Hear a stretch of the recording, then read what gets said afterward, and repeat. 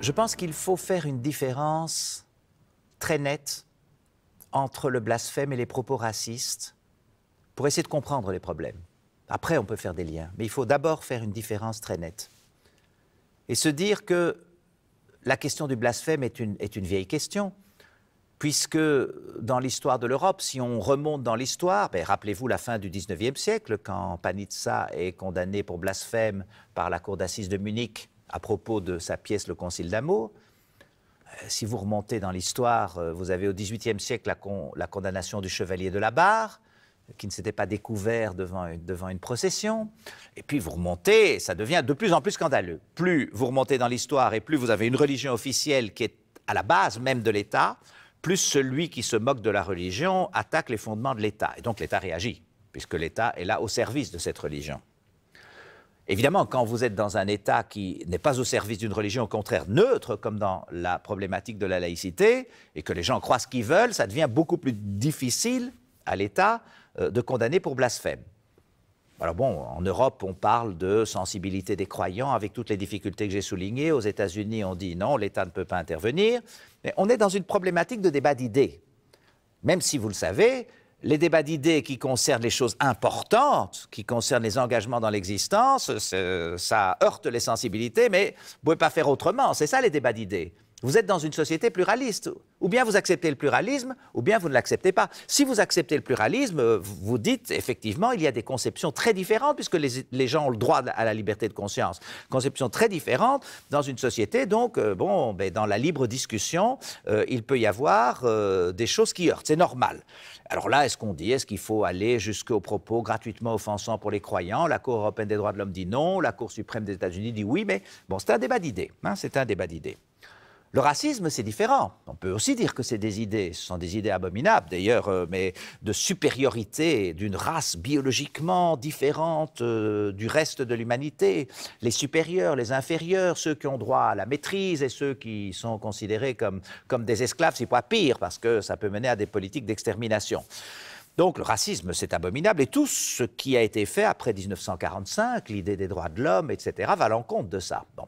Maintenant, est-ce que la lutte contre le racisme doit, puisqu'on parle de liberté d'expression pour le moment, est-ce que la lutte contre le racisme, donc les comportements racistes, les actes racistes, les crimes racistes, etc., est-ce que cette lutte-là doit impliquer aussi la lutte contre les propos racistes? C'est quelqu'un qui dit des choses racistes, mais qui n'agit pas et qui dit ce ne sont que des mots, des images et des choses comme ça.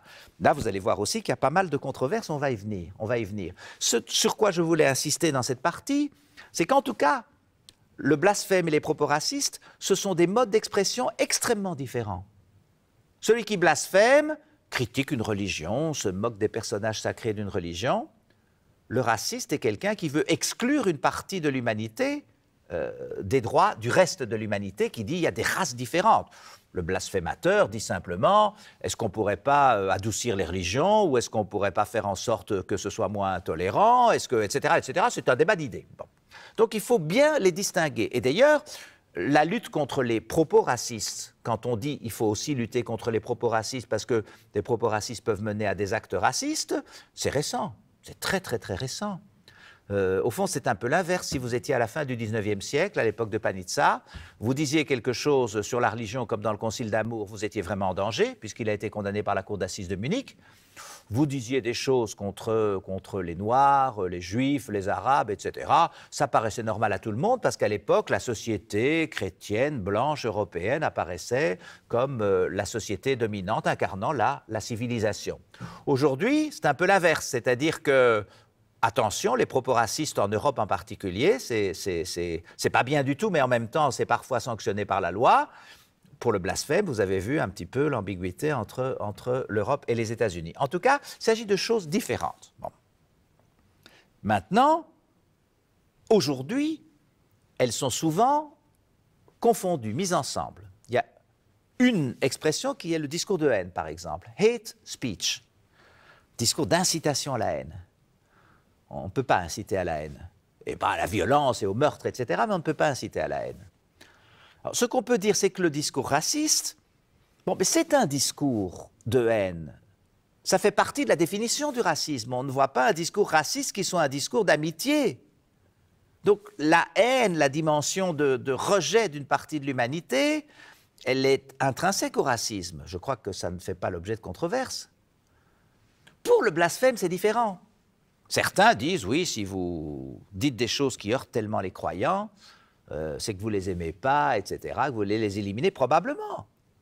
Il y a, si vous prenez l'islam aujourd'hui, il y a des critiques de l'islamisme, de l'islam radical, qui peuvent venir du monde musulman lui-même, qui peuvent venir des milieux laïcs qui ne veulent pas qu'une religion soit trop importante, etc., qui n'ont rien de raciste. Je voudrais simplement que les religions soient un petit peu moins pesantes. Et dans les pays arabes, en Tunisie, etc., combien de gens se disent on aimerait bien que la religion soit un petit peu moins pesante? Bon, ça, c'est une partie que l'on peut considérer comme légitime de la critique de la religion, qui va parfois être blasphématoire parce qu'elle est critique, parce qu'il y a des dessins et parce qu'il y a des choses comme ça. Certes, il peut aussi y avoir une attaque des religions qui soit raciste. Ça, c'est tout à fait possible. Si vous prenez les mouvements populistes et les mouvements d'extrême droite et le Front National, ils attaquent les musulmans parce qu'ils n'aiment pas les musulmans et qu'ils voudraient qu'ils s'en aillent, alors que les laïcs disent simplement qu'ils soient musulmans, qu'ils soient autres, pas de problème, mais ils aimeraient bien que les religions laissent un petit peu respirer la société et qu'elles soient plus tolérantes et plus ouvertes, etc. Donc, dans le blasphème, il y a toutes sortes d'attitudes possibles. Ce qu'on ne peut pas dire, c'est que le blasphème, a priori, c'est du racisme, sûrement pas. Tandis que le racisme, le discours raciste, c'est un discours de haine. Donc, le discours raciste est toujours un discours de haine. Le discours blasphématoire, ça peut arriver comme tout discours. Vous pouvez faire un discours politique contre des gens et parce que vous les détestez, vous voulez les éliminer, mais ça ne va pas de soi et il faut bien les distinguer. Et c'est pour ça qu'il y a une notion qui est très fortement, très souvent utilisée aujourd'hui, mais qui doit quand même susciter pas mal de méfiance et de vigilance intellectuelle. C'est la notion de phobie. On dit, au fond, vous critiquez une religion. Vous êtes, par exemple, comme dans l'affaire Otto Preminger. Vous voulez faire un film sur le Concile d'Amour et vous dites ce qu'est dans le Concile d'Amour, vous le montrez. Quand même, dire des choses tellement choquantes pour les catholiques, c'est vraiment que vous ne les aimez pas. Je ne dis pas que c'est un raisonnement qui est un raisonnement rigoureux, mais c'est le raisonnement qui est tenu. Vous ne les aimez pas quand même pour tenir des propos tellement négatifs. Vous en avez une phobie, une espèce de peur irrationnelle qui mène facilement à la haine. Bon, christianophobie. On dit aussi islamophobie, judéophobie, etc. Alors évidemment, pour la judéophobie, c'est intéressant parce que malheureusement, les Juifs ont été victimes de théories raciales allemandes. Alors quand c'est judéophobie au sens « je n'aime pas les Juifs parce qu'ils sont nés Juifs et que pour moi c'est une race à part, etc. », ce qui est un fantasme total, mais il y a des fantasmes dangereux puisque les racistes peuvent être puissants. Là, vous dites c'est insupportable. Maintenant, si vous attaquez Moïse comme vous pourriez attaquer Mahomet ou vous pourriez attaquer Jésus ou Marie, etc., vous faites une critique qui est blasphématoire sans doute. Est-ce que c'est pour ça que vous détestez les chrétiens ou les juifs et les musulmans?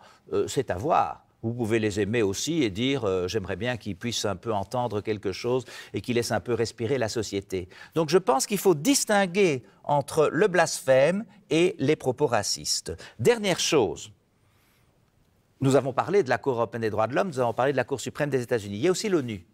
Au niveau de l'ONU, vous n'avez pas des tribunaux qui raisonnent de façon tellement rigoureuse. Mais enfin, vous avez l'Organisation des Nations Unies créée en 1945. Son premier acte, c'est la Déclaration universelle des droits de l'homme. Et on a créé à l'époque une commission des droits de l'homme en disant les droits de l'homme c'est très important. Donc au sein de l'ONU, la commission des droits de l'homme c'est très important. La preuve, c'est qu'elle a été présidée au début par Eleanor Roosevelt, la veuve du président Franklin Roosevelt, donc c'était très prestigieux.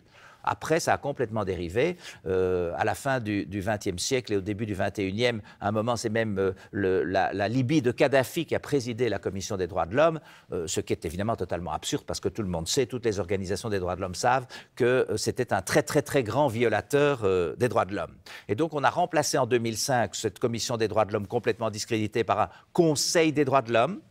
Alors on a ajouté quelques garanties, on a changé le nom bien sûr, conseil, commission, tout ça c'est un peu du pareil au même, ça s'appelle Conseil des droits de l'homme et les choses ne vont pas mieux et en particulier pour le sujet qui nous concerne, le Conseil des droits de l'homme remet perpétuellement à l'ordre du jour, je veux dire chaque année, enfin l'Organisation islamique mondiale le fait, ils remettent à l'ordre du jour l'idée de diffamation des religions. Et donc, il faut condamner ceux qui diffament les religions.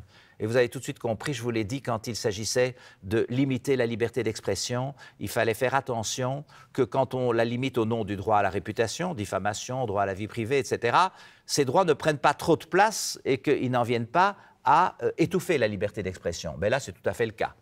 Diffamation des religions, c'est très vague. Ce n'est pas la diffamation d'une personne parce qu'on lui impute un certain nombre d'actes qu'elle n'a pas commis pour lui nuire.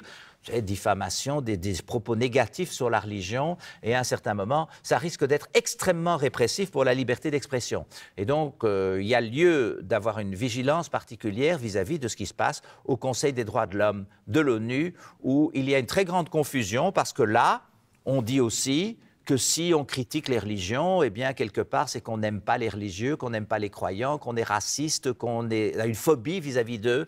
Et toute cette confusion qui passe d'une critique de la religion à une haine de l'autre est une confusion à laquelle il faut faire très, très attention, même si, encore une fois, vous avez des gens d'extrême droite qui, effectivement, critiquent les religions parce qu'ils détestent les membres de cette religion, mais il est absolument essentiel de ne pas généraliser si on veut rester dans les cadres de la pensée critique.